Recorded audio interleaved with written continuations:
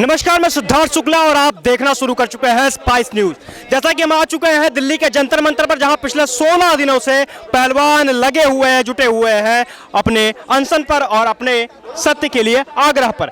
लगातार आप देख सकते हैं अभी तक केंद्र सरकार की तरफ से कोई भी प्रतिक्रिया नहीं आई है, लेकिन पहलवान फिर भी डटे हुए हैं। आज 16वें दिन को उनके समर्थन में खाप पंचायत एक बहुत बड़ी संख्या में आए हुए, एक बड़ा हुजूम उमड़ा हुआ है, लेकिन अभी भी पहलवान धरने पर बैठे हुए हैं। सुरक्षा की व्यवस्था काफ़ी पुख्ता कर दी गई है, जवानों की संख्या बढ़ा दी गई है।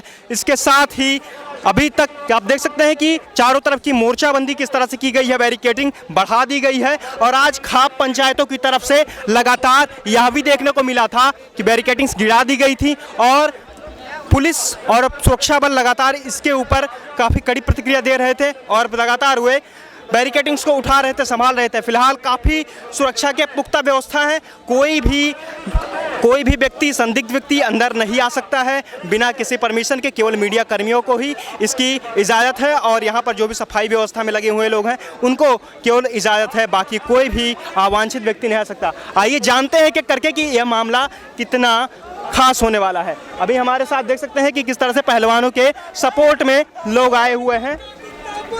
आइए देखते हैं।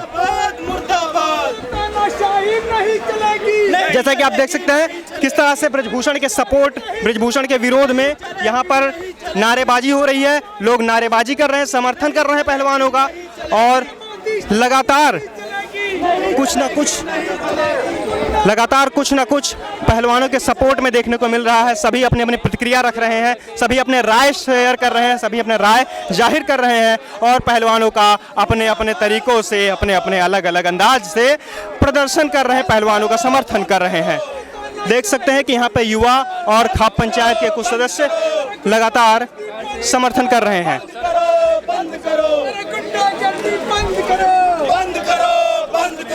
शोषण करना बंद करो, बंद करो, बंद करो, शोषण करना बंद करो, बंद करो, बंद करो। पहलवान जिंदाबाद, जिंदाबाद, जिंदाबाद। बजरंग पुनिया जिंदाबाद, जिंदाबाद, जिंदाबाद। साक्षी मलिक जिंदाबाद, जिंदाबाद, जिंदाबाद। सबसे पहले ये बताइए कहाँ से आए आप लोग?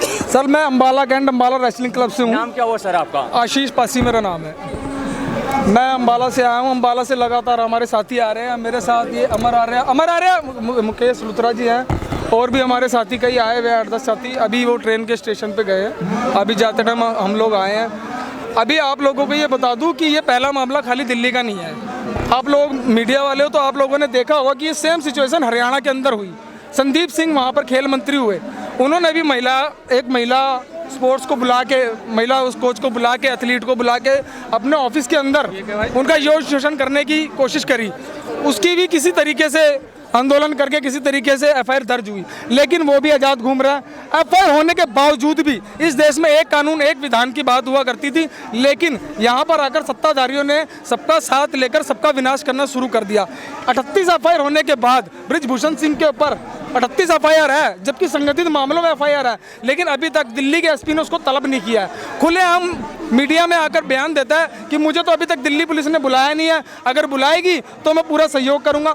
अगर दिल्ली पुलिस ने उसकी एफआईआर दर्ज कर ली है तो आप ये देखिए कि वो इतना बड़ा गुंडा है कि उसके पास दिल्ली पुलिस और पूरा प्रशासन, मोदी, पूरी संसद तक झुक गई है, जो कि उसका इस्तीफा तक नहीं ले पा रही है।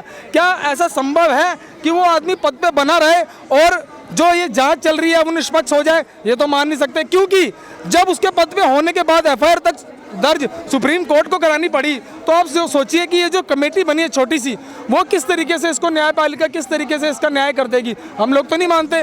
अगर उस व्यक्ति ने अगर सचमुच कुछ नहीं किया तो सबसे पहले अपने पद से इस्तीफा दे। उसके पद से इस्तीफा देने से पहलवानों की पहलवानी पे क्या असर पड़ेगा?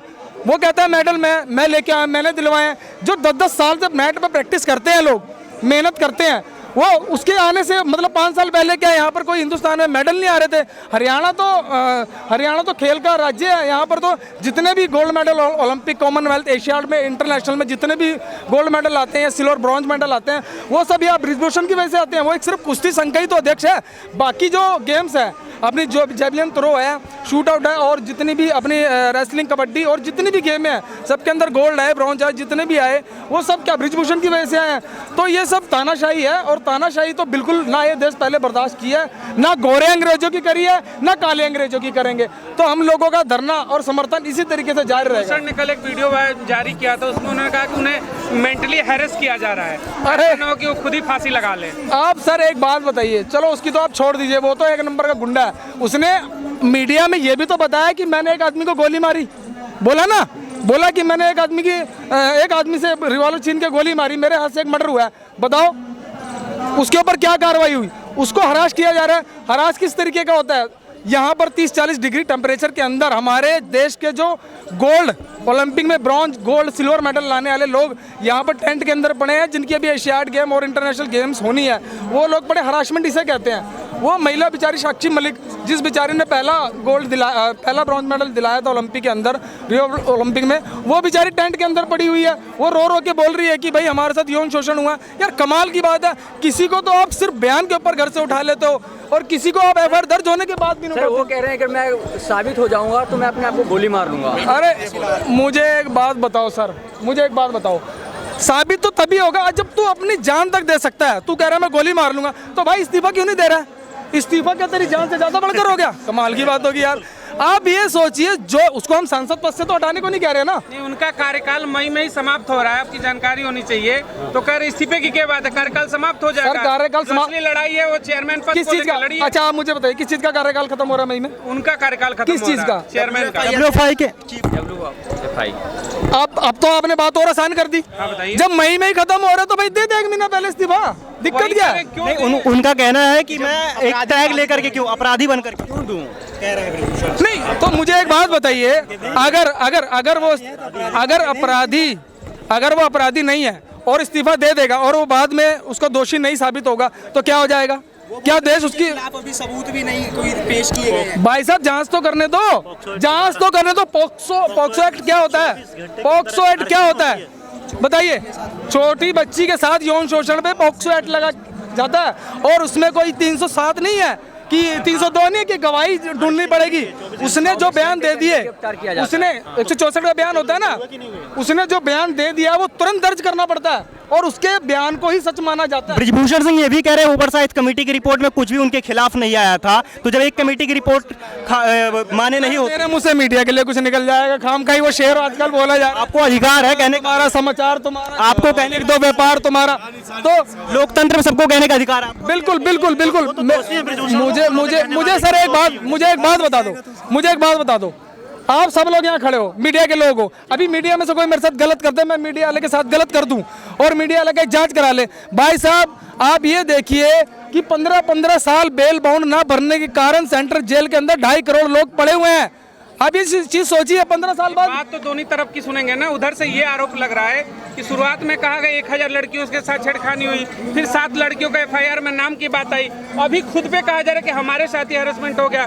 तो अलग अलग जब बयान बदल रहे हैं तो फिर सवाल तो उठेंगे। मैं आपको बताता हूँ सर, मैं बताता हूँ, आपने लगभग के बारे में सुना है?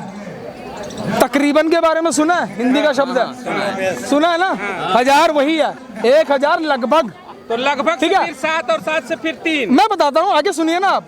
सिरसा वाले बाबा जी अंदर हैं। कितनी महिलाओं ने लेटर लिखा था प्रधानमंत्री को, और कितनी महिलाओं ने मीडिया में आके बोला था मरना है किसी ने, पूरा करियर दांव पे लगा था। भाई साहब मैं भी एक पहलवान हूँ, मुझे पता है, मैं भी एक नेशनल रेसलर रह चुका हूँ, मुझे पता है। आपको मैं बताऊँ 7-8 साल मेहनत करने के बाद जिसका इंटरनेशनल में सिलेक्शन होना हो और वो बृजभूषण के खिलाफ बोल दे चला जाएगा, हिम्मत नहीं है, हिम्मत नहीं है। भाई साहब क्या बात कर रहे हो आप कह रहे हो कि एक महिला ने, अभी आप देखिए जांच होने दो।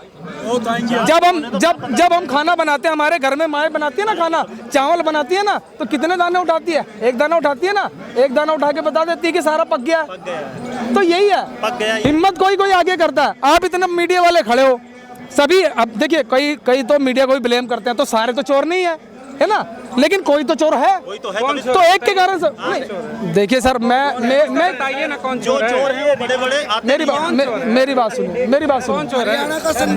जो निष्पक्ष, जो किसी मुद्दे को निष्पक्ष नहीं दिखाता, हिंट तो दे सकते हैं, जो निष्पक्ष किसी मुद्दे को नहीं दिखाता वो चोर है। जो सवाल एक तरफ से करता है वो चोर है। आप तो दोनों तरफ से पूछ रहे हो, आप ब्रिजभूषण से भी पूछ रहे हो, हमसे पूछ रहे हो, बिल्कुल अच्छी बात है। जांच भी दोनों तरफ से होती है, आप इनकी भी जांच करो। नार्को टैक्स, नवीन जैन ने कहा नार्को टैक्स करा लो, कितनी बड़ी बात है भाई साहब। सेंट्रल गवर्नमेंट के लिए लेता है 2-2 मिनट के लिए मशीन पे। आप तो 1000 रेसलिंग फेडरेशन के कह रहे हो, क्या पता उसने अपनी संगठन के अंदर कितनी महिलाओं के साथ किया। और राजनीति में क्या क्या होता है, किसी से छुपा है क्या? राजनीति में क्या क्या नहीं होता भाई साहब। वहां तक पहुंचने के लिए कितने मर्डर, कितने रेप, कितने 38 तो FIR है, जिनकी FIR भी नहीं होती 39 होगी 39, जिनकी नहीं होती उनके बारे में सोचिए क्या होता है, जिनकी FIR दर्ज भी नहीं होती। यूपी के अंदर आप गोंडा जिले को कुछ समझते हो, क्या समझते हो आप लोग? अगर यूपी जाते हो, मैं तो एक आधी बार ही गया हूँ। अभी आप देखिए, जब वो महिलाओं का रेप हुआ था, वो पेड़ पे टांग दिया था, कितने टाइम तक तो उनका पता ही नहीं चला कि किसने मारा, किसने रेप नहीं करा। यौन शोषण किया है, महिलाओं के साथ किया है। अगर इतना कुछ ना होता, सुप्रीम कोर्ट कोई छोटी मोटी संस्था नहीं है और इतने बड़े आदमी के खिलाफ FIR दर्ज करा दे, ऐसा कुछ नहीं है। 2 मिनट में फाइल फेंक देती है सुप्रीम कोर्ट।